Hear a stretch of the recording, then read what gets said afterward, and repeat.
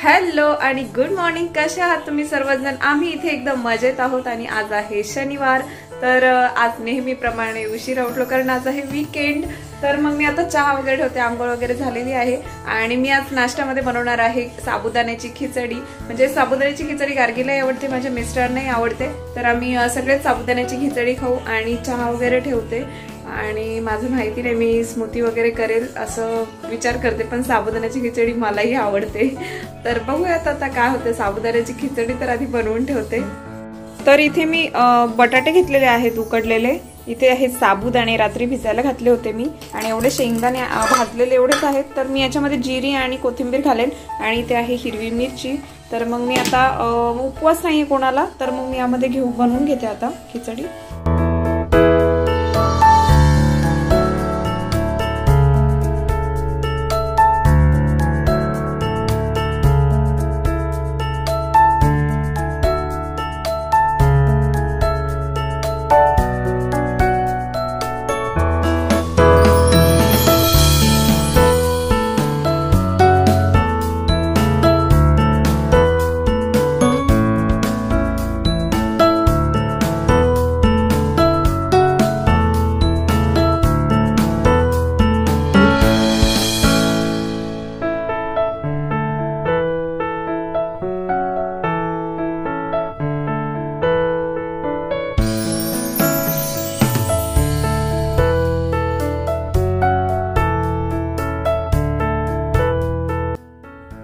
आणि इथे मी आवळ्याचा ज्यूस घेतला होता, 20 ml असेल. तर एवढं पाणी घेतलं होतं मी.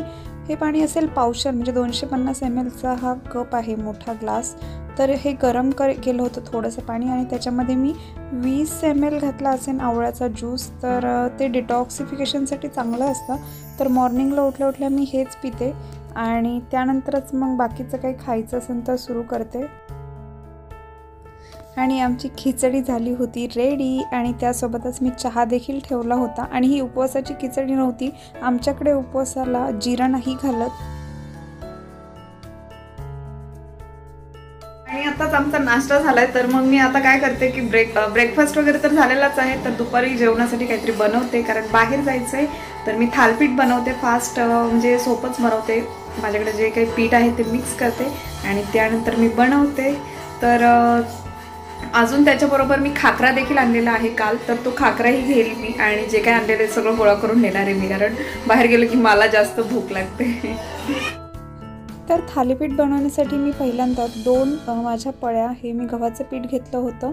त्याच्यानंतर मी 1 पळी बेसन पीठ घेतलं होतं, 1 पळी ज्वारीचं पीठ घेतलं होतं, 1 पळी रागीचं पीठ घेतलं होतं आणि 1 पळी मी बाजरीचं पीठ घेतलं होतं. अशी सर्व पिठं मी मिक्स केली होती. त्याच्यामध्ये मी थोडीशी हळद, ओवा, मीठ घातलं होतं आणि थोडंसं तिखट देखील घातलं होतं. थोडी धना पावडर देखील घातली होती मी त्याच्यामध्ये. आणि हे सगळं पीठ मिक्स केलं. त्यात कांदा घातला बारीक चिरलेला आणि भरपूर सारी कोथिंबीर घालून मी मिक्स केलं आणि मळून घेतलं चांगलं. त्यामध्ये मी थोडीशी कसुरी मेथी देखील मिक्स केली होती. आणि अशा प्रकारे पीठ मळून झाल्यानंतर मी एकदम पारंपरिक पद्धतीने थालीपीठ बनवणार होते. हे माझ्याकडे कॉटनचं कापड आहे, तर त्याला मी ओलं करून घेतलं होतं आणि त्याच्यावरच मी बनवून टाकणार होते. प्लॅस्टिकचा वापर नव्हते करणार कारण प्लॅस्टिकचा वापर केलेला माझ्या मिस्टरांना आवडत नाही. तर मी हुंडा घेण्याच्या आधी मी हाताला ऑइल लावून घेतलं होतं आणि मग हुंडा बनवून त्याच्यावरती थापायला सुरुवात केली. आणि एकदा थोडंसं हाताला चिकटायला लागलं की थोडंसं पाणी लावून घ्यायचं असतं, तरच परफेक्ट होतात आपले थालीपीठ.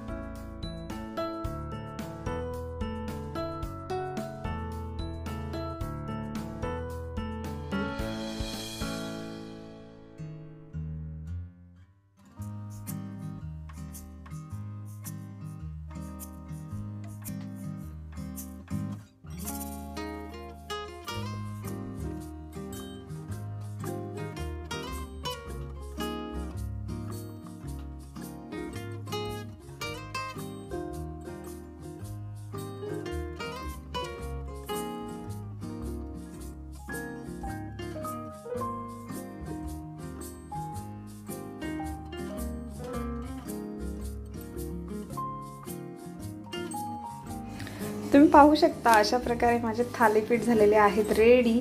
तर मग मी आता हे पॅक करते आणि ही सगळी भांडी वगैरे घासून घेते। त्यानंतर मला गार्गीचं आवरायचं आणि मग आम्ही आवरून बाहेर जाऊ। हॅलो, तर आम्ही झालेलो आहोत रेडी आणि माझी बॅग देखील मी भरलेली आहे। तर मी तुम्हाला दाखवते माझ्या बॅगमध्ये काय काय घेतलंय बाहेर जाण्यासाठी, म्हणजे कुकिंग वगैरे करून किंवा फ्रूट्स वगैरे काय काय घेतलेत मी तुम्हाला दाखवते आता। तर इथे ही फ्रीज मधली पाण्याची एक बॉटल आहे आणि इथे एक प्लास्टिकची बॉटल मी आता जस्ट भरून घेतली। जास्त वेळ आम्ही प्लास्टिक मध्ये ठेवत नाही। आणि हे आहे एक डार्क चॉकलेट घेतलंय बाहेर असं क्रेविंग झाली खायला तर, आणि हे 90% कोकाऊचं आहे।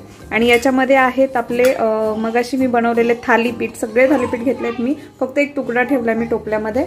आणि हे आहे दह्याचा डब्बा, याच्यामध्ये आहेत गार्गीचे फ्रूट्स, स्ट्रॉबेरी आणि द्राक्ष आहे त्याच्यामध्ये। आणि इथे घेतले 2 बनाना, म्हणजे घरात होते म्हणून घेतले, नाहीतर खालनं घेतले असते मी, कारण हे पिकून जातील, खराब होतील, तर मग हे खाऊन टाकलेलेच बरे पडतील। आणि नेहमीप्रमाणे गार्गीला भूक लागली, कारमध्ये बसलो आणि लगेच डब्बा ओपन केला तिने आणि वरनं खिचडी खाऊन आलेली, परंतु तिने जास्त नाही खाल्लं, थोडंच खाल्लं। तर आम्ही निघालेलो आहोत आता अल-बर्शा पॉन्ड पार्कला, आणि आमचं डिसाईडच नव्हतं कुठे जायचं, तर आता डिसाईड झालेलं आहे फायनली। आणि इथे गार्गी रेडी झालेली आहे, तिचे फ्रूट्स खाणं चालू आहे। आणि किती आता एक अर्धा तास तरी लागेल आम्हाला पोहोचायला, आणि आता वाजलेले आहेत 1:30 आणि आम्ही आता जस्ट पोहोचलेलो आहोत। आणि इथे पाहू शकता कोणीच नाहीये जास्त, कारण दुपारची वेळ आहे, ऊन देखील आहे, तर एवढं ऊन नाहीये। आता पार्कमध्ये गेल्यावरती तिथे गार्डनमध्ये एवढं काही गरम होणार नाही।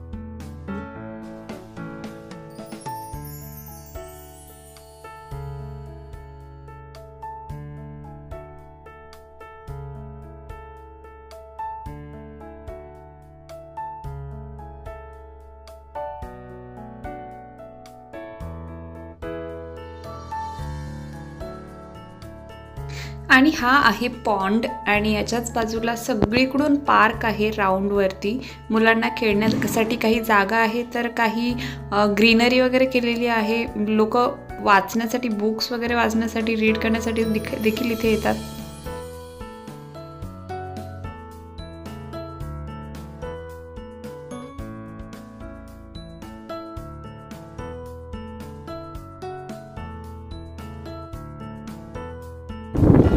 आणि मी तुम्हाला सांगितलं की हे अल-बर्शा पॉन्ड पार्क आहे, तर हा पाहू शकता इथे आहे पॉन्ड, आणि इथे बाजूलाच पार्क देखील आहे। तर आम्ही आता गार्गीला पार्कमध्ये घेऊन जाणार आहोत, आणि मग तिथेच बसून आम्ही थोडंसं खाऊ देखील।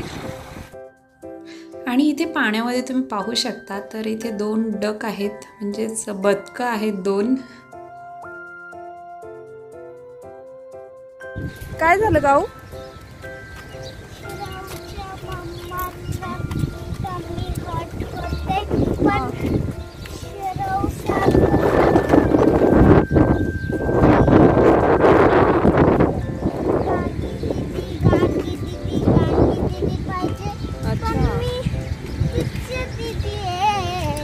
तू दीदी आहे? मला पाहिजे।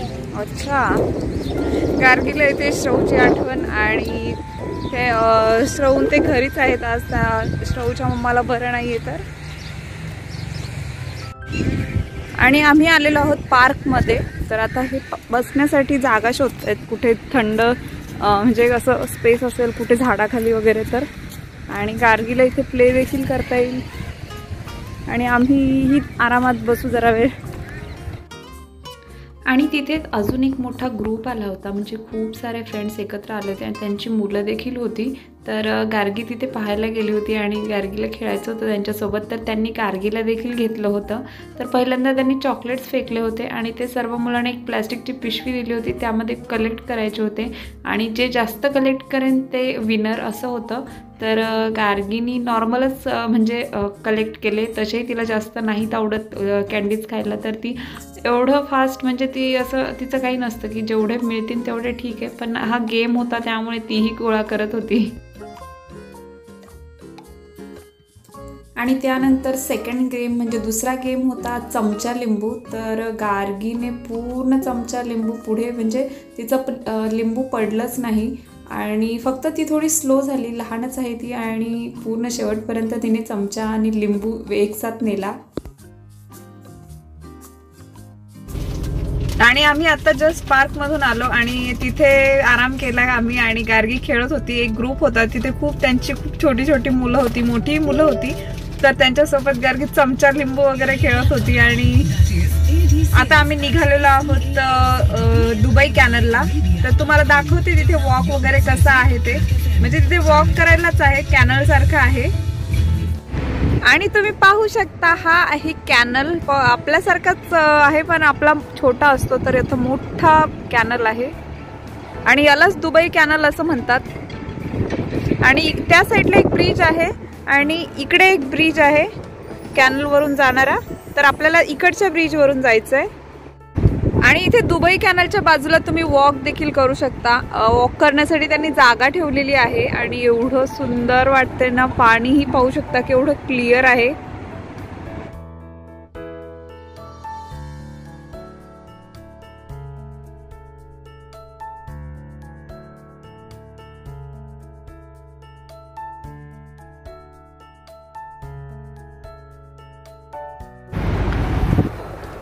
आणि आपण हे एक्झॅक्ट ह्या ब्रिजच्या खाली आहेत, तुम्ही पाहू शकता. आणि इकडे चालू आहेत काही कन्स्ट्रक्शन साईट आहे तिकडे आणि काही उंच उंच बिल्डिंग्स देखील आहेत आणि इथेच देखील बाजूला कन्स्ट्रक्शन साईट्स आहेत, पाहू शकता तुम्ही. हे सुद्धा कन्स्ट्रक्शन चालू आहे इथे. आणि आपल्याला जायचं या ब्रिज वरून. कसं दिसते तुम्हाला मी दाखवते कॅनल. आणि इथे तुम्ही पाहू शकता ही आहे लक्झरी बोट, तर तिथे पार्टी वगैरे काही पण करतात लोक आणि फिरण्यासाठी देखील आलेली असतात, काही टुरिस्ट असतात.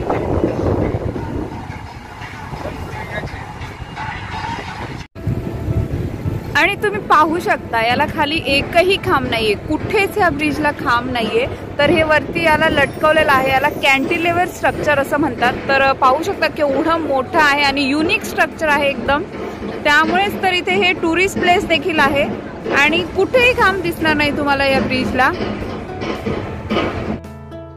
आणि तुम्ही पाहू शकता ब्रिजवरून मी याचा व्ह्यू दिला आहे, कसा वाटतोय तो, केवढं छान वाटते ब्रिजवरून देखील.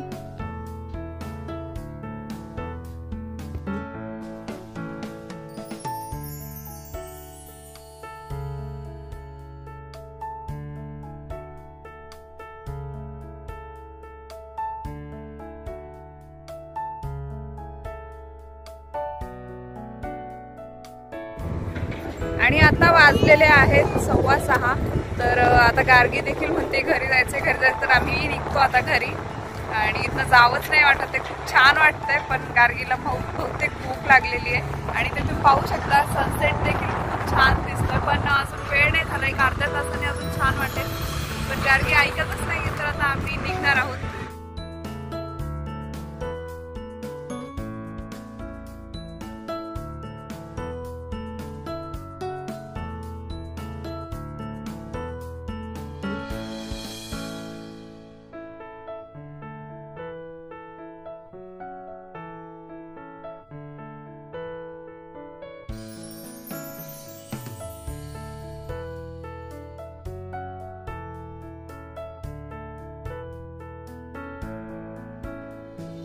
आणि आपल्याकडे लोक तरवडाचं झाड उपटून टाकून देतात, आपल्याकडे शेतात असतात, तर इथे यांनी डेकोरेशनसाठी लावलेलं आहे, तुम्ही पाहू शकता.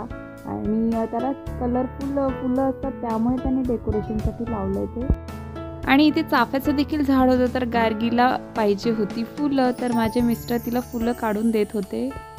आणि इथे तुम्ही पाहू शकता अशा प्रकारे इथे त्यांनी फोटो दिलेला आहे स्ट्रक्चरचा. तर हे अशा प्रकारे या बिल्डिंग्स बनणार आहेत इथे.